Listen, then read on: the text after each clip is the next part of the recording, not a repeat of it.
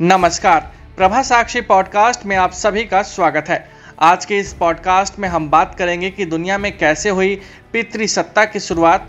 Iran से अफगान सभी इसमें फंसे, क्या इससे छुटकारा दिला पाएगा विकासवाद? तो आइए सुनते हैं आज के इस पॉडकास्ट को। लेकिन उससे पहले अगर आपने हमारे चैनल को सब्सक्राइब नहीं किया है तो ज़रूर कर ले, ताकि हर रोज़ आप ऐसे ही इंटरेस्टिंग और जानकारीपूर्ण पॉडकास्ट सुन सकें। एक बहुत ही पुराना और घिसा पिटा डायलॉग है कि हर कामयाब आदमी के पीछे औरत का हाथ होता है। लेकिन क्या आपने कभी महिलाओं की सफलता की बात होते देखी है? हमेशा से औरत ममता, प्रेम और स्नेह का रूप है। यही तो हमने बचपन से पढ़ा है। अपनों के लिए हर बार कुर्बानी करने वाली, खुद को पीछे रखने वाली। वैसे जन्म तो दो शरीर ही लेते हैं, लेकिन जब दोनों के सपने देखने की बात होती है तो लड़के को किसी योद्धा की माफिक और लड़की को किसी नाजुक राजकुमारी की तरह ही बड़ा करने का प्लान होने लगता है। वैसे मीराबाई चानू, रेणु बाला, कर्णम मल्लेश्वरी, सिंपल कौर जैसे नामों से तो आप भली भांति परिचित होंगे। नहीं भी हैं तो जानकारी दुरुस्त करने के लिए बता दो कि ये वो महिलाएं हैं जो एक झटके में 100 किलो से ज़्यादा का भार अपने सिर के ऊपर लेकर मेडल जीत चुकी हैं। कहने का तात्पर्य यह है कि जिम्मेदारी के बंटवारे के लिए भुजाओं के जोड़ का हवाला देना खालिस बेईमानी है। वैसे तो बहुत से लोग मानते हैं कि पितृसत्ता हमेशा से रही है, लेकिन निश्चित रूप से क्या ऐसा था? इसकी शुरुआत कहाँ से हुई है? पितृसत्ता दुनिया के कुछ हिस्सों में कुछ हद तक कमज़ोर होने के बाद फिर से कैसे मजबूत हो गई? आज हम इसकी चर्चा क्यों कर रहे हैं, सभी कुछ इस रिपोर्ट में आपको विस्तार से बताएंगे। सबसे पहले शुरू करते हैं कि आज हम इसकी चर्चा क्यों कर रहे हैं। ईरानी सरकार के तानाशाही के खिलाफ ईरान में बड़ी संख्या में महिलाओं ने बिना हिजाब के सड़कों पर प्रदर्शन किया और विरोध में हिजाब को आग के हवाले किया। इससे पहले अफगानिस्तान में महिलाएं अपने शिक्षा और काम करने के अधिकार की मांग को लेकर सड़कों पर आई थी।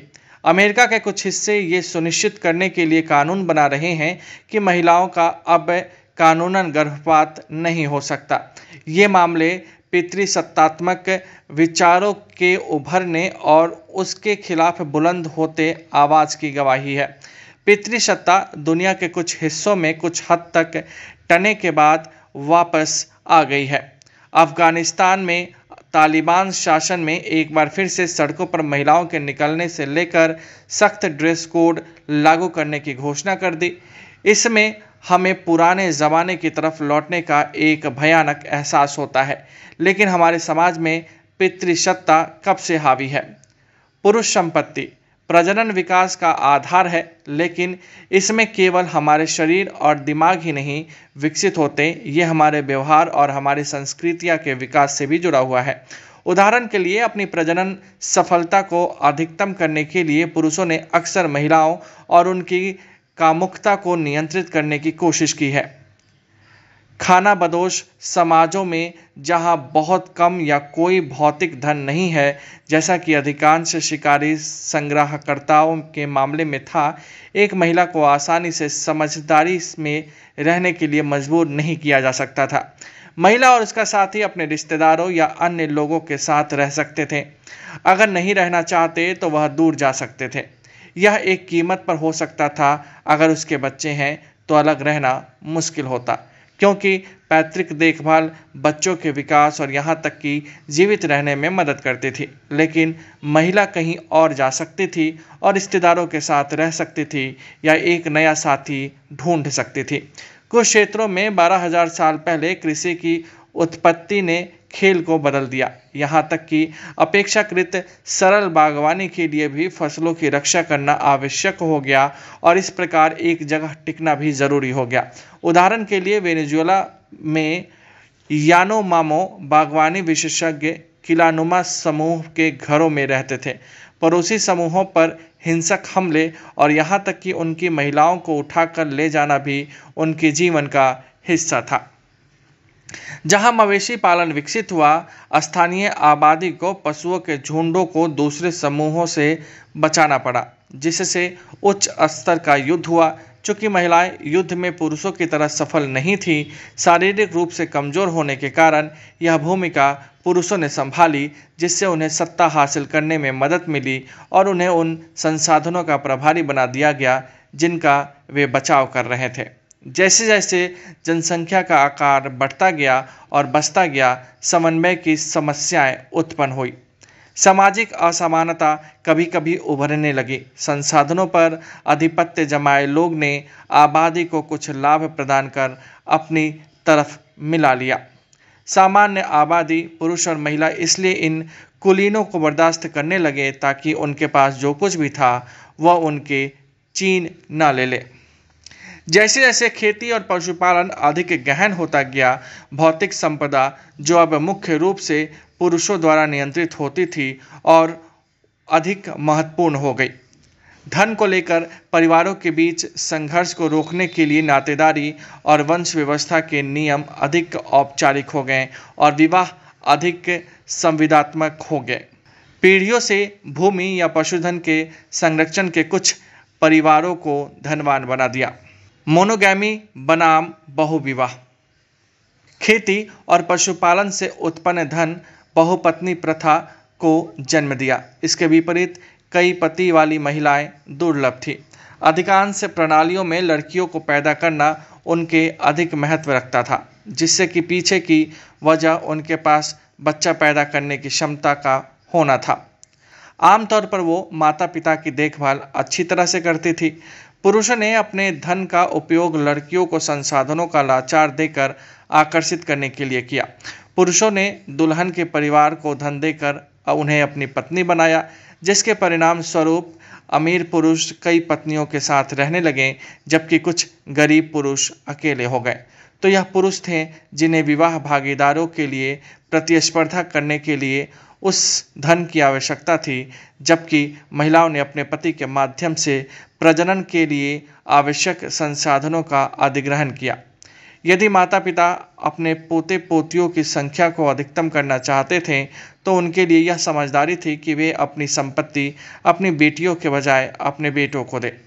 इससे धन और संपत्ति औपचारिक रूप से पुरुषों के पास चली गई। इसका मतलब यह भी था कि शादी के बाद महिलाएं अक्सर अपने पति के परिवार के साथ घर से दूर रहने लगी। ऐसे में महिलाओं ने शक्तियां खोना शुरू कर दिया। यदि भूमि, पशुधन और बच्चे पुरुषों की संपत्ति हैं, तो महिलाओं के लिए तलाक लगभग असंभव था। महिलाएं अपने खिलाफ लैंगिक पूर्वाग्रह को झेल रही थी। वर्तमान संदर्भ में गर्भपात पर प्रतिबंध यौन संबंधों को संभावित रूप से मुश्किल बनाता है, लोगों को विवाह के नाम पर फंसाता है और महिलाओं के करियर की संभावनाओं में बाधा डालता है। मातृसत्तात्मक समाज। धन का स्त्री के पक्ष में प्रभावित होना अपेक्षाकृत दुर्लभ था, लेकिन ऐसे समाज मौजूद थे।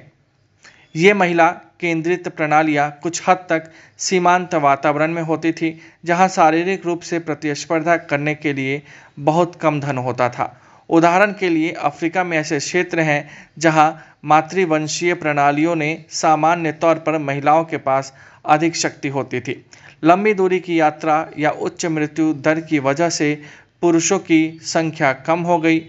पोलिनेशिया में खतरनाक समुद्र में मछली पकड़ने की वजह से या फिर मूल अमेरिकी समुदायों से युद्ध की वजह से मातृसत्ता को बढ़ावा मिला। मातृसत्तात्मक व्यवस्था में महिलाएं बच्चों की परवरिश में मदद करने के लिए अक्सर अपने पति के बजाय अपनी मां और भाई बहनों का सहारा लेती है। महिलाओं द्वारा इस तरह के सांप्रदायिक प्रजनन, जैसा कि चीन में कुछ मातृवंशीय समूह के उदाहरण के लिए देखा जाता है, पुरुषों को घर में निवेश करने में कम दिलचस्पी होती है, क्योंकि परिवारों में न केवल उनकी पत्नी के बच्चे शामिल होते हैं, बल्कि कई अन्य महिलाओं के बच्चे भी शामिल हैं जिनसे वे संबंधित नहीं हैं। यह शादी के बंधन को कमज़ोर करता है और महिला रिश्तेदारों के बीच धन के हस्तांतरण को आसान बनाता है। ऐसे समाजों में महिलाओं को यौन रूप से कम नियंत्रित किया जा सकता है, क्योंकि यदि महिलाएं धन को नियंत्रित करती हैं और अपनी बेटियों को देती हैं, तो पितृत्व निश्चितता चिंता का विषय नहीं है। मातृवंशीय समाजों में पुरुष और महिला दोनों बहुविवाह कर सकते हैं। दक्षिण अफ्रीकी में मातृवंशीय हिस्बा में इस तरह से पैदा होने वाले शिशुओं की दर सबसे अधिक है। आज भी शहरी परिवेश में उच्च पुरुष बेरोजगारी अक्सर अधिक महिला केंद्रित रहने की व्यवस्था स्थापित करती है, जिससे कि माताएं बेटियों को अपने बच्चों और पोते पोतियों को पालने में मदद करती हैं, लेकिन अक्सर सापेक्ष गरीबी में। लेकिन भौतिकी धन की शुरुआत, जिसे पुरुषों द्वारा नियंत्रित किया जा सकता था, ने अक्सर मातृवंशीय व्यवस्थाओं को पितृवंशीय व्यवस्था में बदलने के लिए प्रेरित किया। पितृसत्ता अपरिहार्य नहीं है।